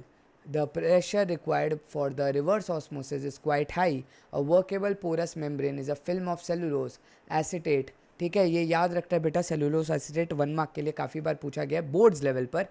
Over a suitable support, cellulose acetate is permeable to water but impermeable to impurities and ions present in seawater. These days, many countries use desalination plants to meet their potable water requirement. ठीक है, तो यहाँ पर pause लेते हैं बेटा, ये 4 question करते हैं। ठीक, और फिर हम लोग अगली क्लास में ये वाला मेरे हिसाब से अगली क्लास में कंप्लीट करेंगे। ठीक है, क्योंकि ऑब्वियसली डीसी का लेक्चर भी आना है, मैथ्स भी आना है, वो भी साथ साथ कंप्लीट करना है, तो वो साथ साथ करते रहेंगे। ठीक है, ब्रेक लेते हैं, स्टार्ट करते हैं फिर ये 4 क्वेश्चंस। ऑल राइट गाइज, ख़त्म करते हैं यार ये 4 क्वेश्चन को और इस लेक्चर को भी। ठीक है, एंड फिर आप लोग के लिए आज ऑब्वियसली फ़िज़िक्स भी आना है, मैथ्स भी आना है, तो वो सारी चीज़ें आनी है। चाहे तो सारे लेक्चर्स 1-1, 1.5 घंटे के ही बने, बट आना आज सब कुछ है। ठीक है, क्योंकि अब हम लोग एक कंटिन्यूटी पेस पर चल रहे हैं। बीच में ऑब्वियसली ऐसा भी होगा कि मैं फ़िज़िक्स ड्रॉप करूँगा, सिर्फ मैथ्स करवाऊँगा, बट ये चीज़ बहुत इंपॉर्टेंट है। हमने कॉलिगेटिव ख़त्म कर लिया आज, बस वो इम्पॉर्टेंट था हमारे लिए। ठीक है, vapour pressure of pure water at 298 Kelvin is 23.8 mm of Hg. 50 gram of urea is dissolved in 850 gram of water. Calculate the vapor pressure of water for this solution and its relative lowering. ठीक है जी, कोई दिक्कत नहीं है, calculate हो जाएगा। सब कुछ तो दिया हुआ है बेटा, ऐसे फालतू फालतू क्वेश्चन देंगे तो मज़ा ही क्या आएगा। देखो बेटा, सब कुछ तो दिया हुआ है। प्योर वाटर का वेपर प्रेशर दिया हुआ है, मतलब आप ये बता लो P1 नॉट आपको 23.8 दिया हुआ है। 50 ग्राम ऑफ यूरिया आप लोग को दिया हुआ है, मतलब मास ऑफ सोल्यूट आप लोग को दिया हुआ है। तो मास ऑफ सोल्यूट आपको 50 ग्राम दिया हुआ है। यूरिया का मास 60 होता है, एक बार कैलकुलेट कर लो, 16, 16, 32, 32 और 28, 60। ठीक है, तो molecular mass of solute is equal to 60। तो मोल्स आपके कितने हो गए ऑफ सोल्यूट, मोल्स आपके सोल्यूट के हो गए बेटा 5/6। ठीक है, अच्छा जी, dissolve in 850 grams of water. तो 850 ग्राम्स ऑफ वाटर है, तो मोल्स ऑफ सॉल्वेंट कितने हो गए बेटा यहाँ पर हमारे, 850 डिवाइडेड बाय 18। तो अब ये कैलकुलेट कर लेना बेटा, मेरे पास फ़ोन इधर नहीं है। ठीक है, मैं सिर्फ वैल्यू लिख करके बता रहा हूँ, तुम कैलकुलेट कर लेना प्लीज़। ठीक है, या है ना इसके आंसर्स, तो रुको 1 सेकेंड, मैं फ़ोन लाया, 1 सेकेंड रुको। ऐसा करते हैं ना, इसी में कैलकुलेटर खोल देंगे, काम ही ख़त्म। ठीक है, ये वैल्यू आ जाएगी। अब मुझे लगाना क्या है, बट ये कहीं उड़ ना जाए, रुको।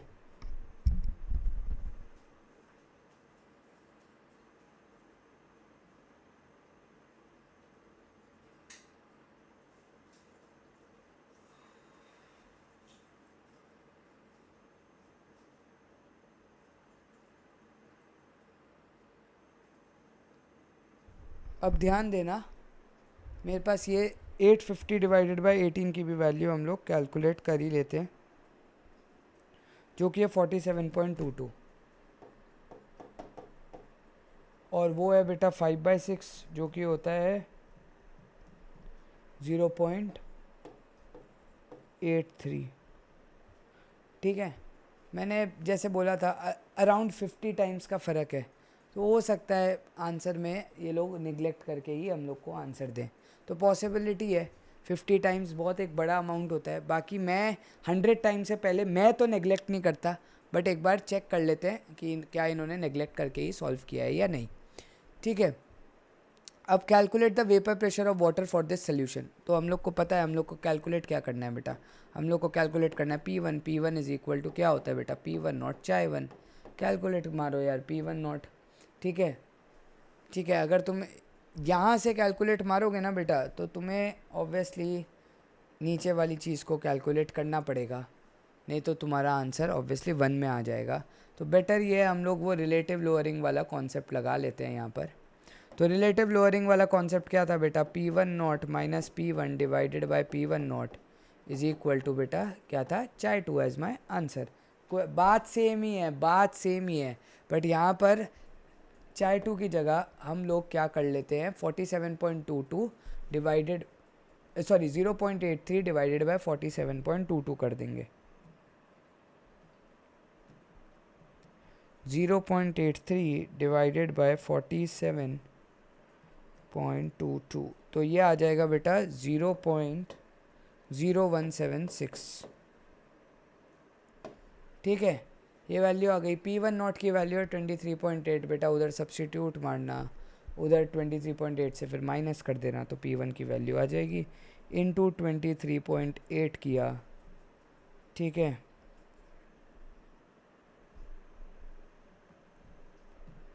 तो 0.42 आई, और ये वैल्यू अगर 23.8 से माइनस होगी तो आंसर 23.38 आएगी। ठीक है, आंसर 23.38 आएगा।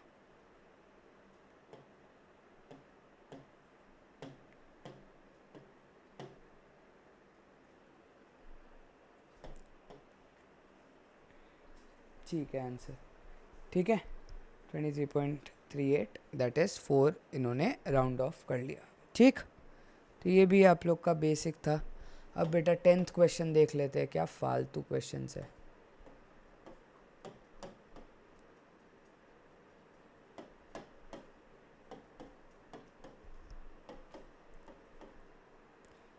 मैं देखूंगा अगर इसी लेक्चर में कंप्लीट हो जाए ना।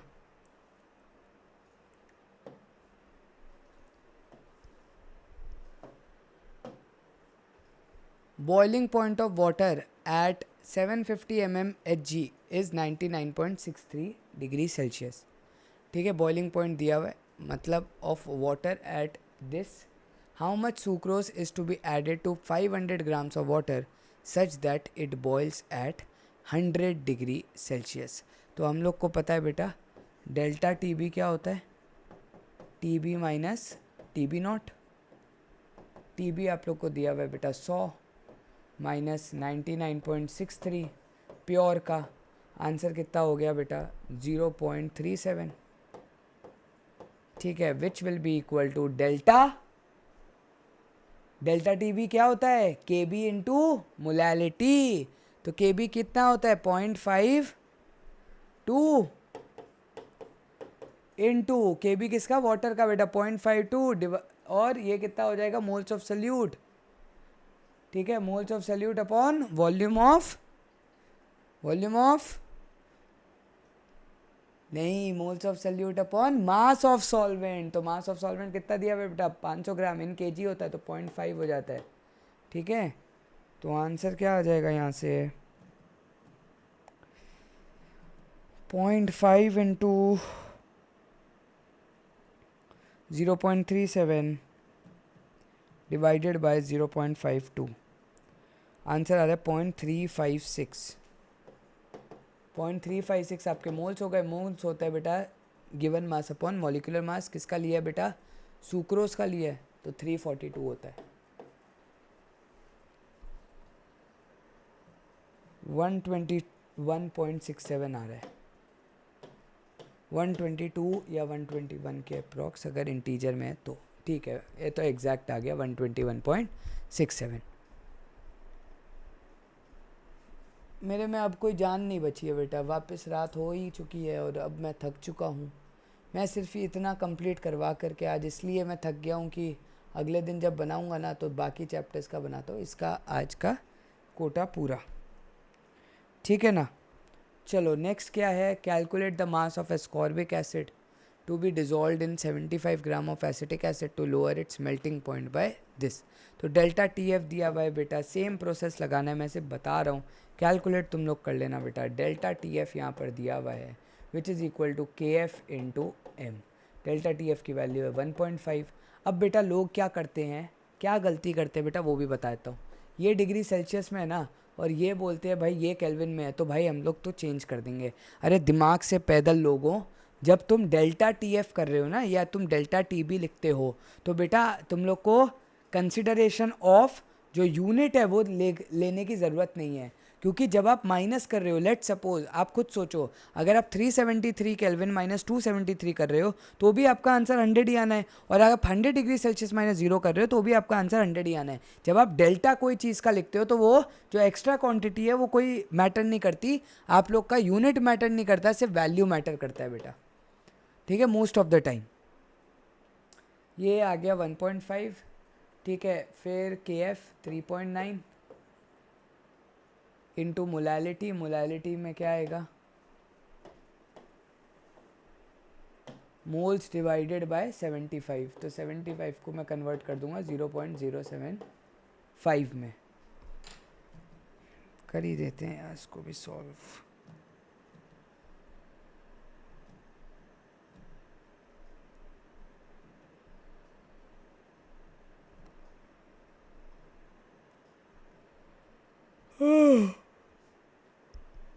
जीरो 0.03 आ रहा है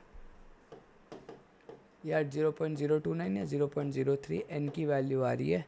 अब एन की value given mass upon molecular मास, मॉलिक्यूलर मास से मल्टीप्लाई कर दो, गिवन मास आ जाएगा। मॉलिक्यूलर मास है बेटा 72, 72 प्लस 8 इज़ 80, 80 प्लस 96 इज़ 176, 5.21, 5.21 आ रहा है बेटा।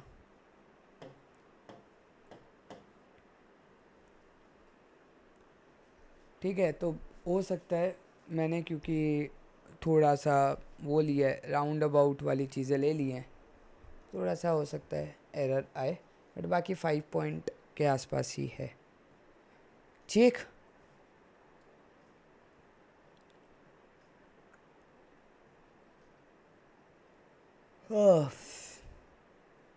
अब आ रही है मुझे बहुत भयानक वाली नींद वापस।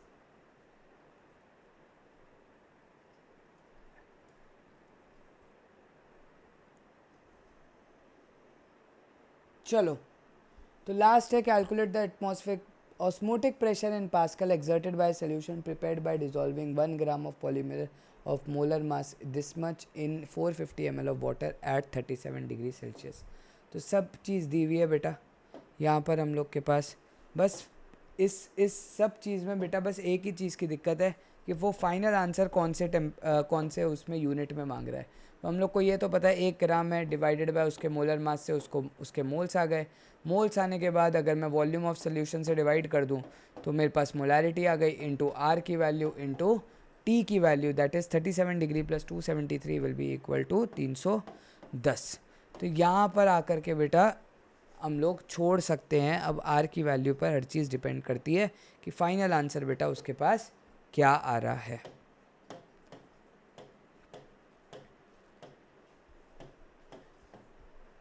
पास्कल में ढूंढा है, ठीक है, तो पास्कल में वो यूनिट वाली चीज़ लगा दो, 1 डिवाइडेड बाय 185,000 था, अब भूल गया अब क्या क्या डेटा था, 0.45 था ना,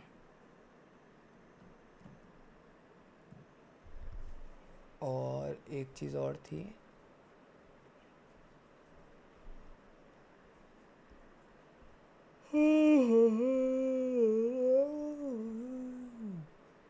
जिंदगी बस तुम ही हो, चैन भी मेरा दर्द भी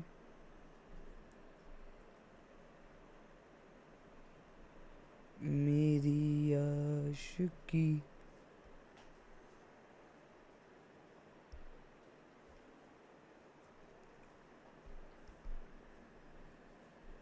आ रहा है यहाँ से आंसर यार। ठीक है, बस हो गया ख़त्म।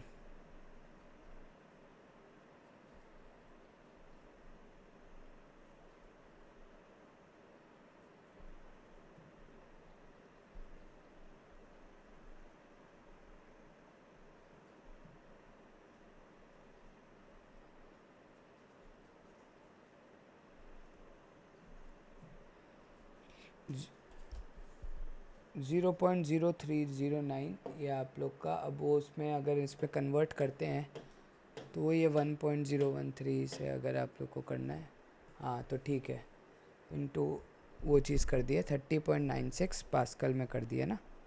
ठीक है, आप लोग का आंसर आ रहा है गाइस। ठीक है, तो तुम्हें बस वैल्यू डालनी है ये। ठीक है, और कुछ नहीं करना, जो मैंने बताया था वही आप लोग का सल्यूशन है। बस थोड़ा सा बस वो यूनिट्स में ध्यान में देख लेना, 10⁵ जो आप लोग को करना है अगर आप 0.083 बार में जाते हो तो। ठीक है, तो 0000 30.9069 तुम लोग का आंसर आ जाता है। ठीक है, तो this was it. I hope यार तुम लोग को ये सारी चीज़ें समझ में आई होंगी। कोई भी डाउट आएगा तो प्लीज़ कमेंट में लिख देना बेटा। Thank you guys for watching. अब फिज़िक्स का लेक्चर पढ़ना। जय श्री राम।